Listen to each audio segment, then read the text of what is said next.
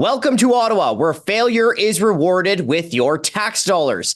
The Canada Mortgage and Housing Corporation dished out $30 million in bonuses in 2024.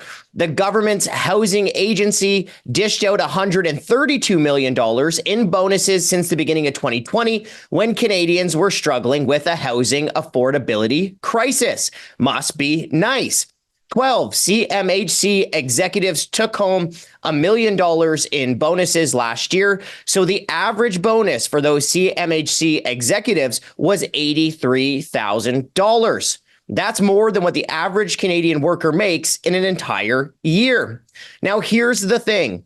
The CMHC has repeatedly said that it's driven by one goal over others: housing affordability for all. And the CMHC is clearly failing at that goal. RBC says that it's the toughest time ever to afford a home in Canada. So why are the government's housing agency bureaucrats showering themselves with taxpayer-funded bonuses while Canadians can't afford homes? But here's the thing. The federal government has a long history of rewarding failure with taxpayer-funded bonuses. The federal government has rubber-stamped $1.5 billion in bonuses since 2015, despite the fact that federal departments can barely meet half of their own performance targets. And here's a doozy. Do you folks remember ArriveSCAM?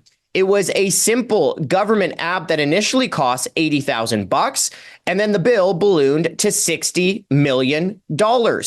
Well, the government executives who were working on the ArriveSCAM boondoggle rewarded themselves with $340,000 in taxpayer-funded bonuses. Then there's the Bank of Canada.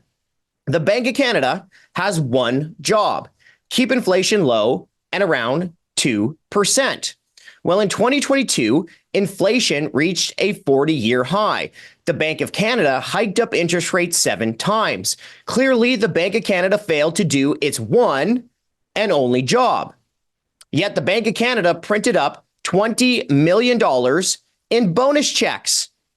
Then there's everybody's favorite state broadcaster, the CBC. Well, the CBC dished out about $18 million in bonuses in 2024. Going back to 2015, the CBC's bonuses have cost taxpayers about $130 million. And on it goes, folks. Department after department, Crown Corporation after Crown Corporation. Everywhere you look in Ottawa, the story is the same. The government rewards failure with taxpayer-funded bonuses. And of course, you pay for it all.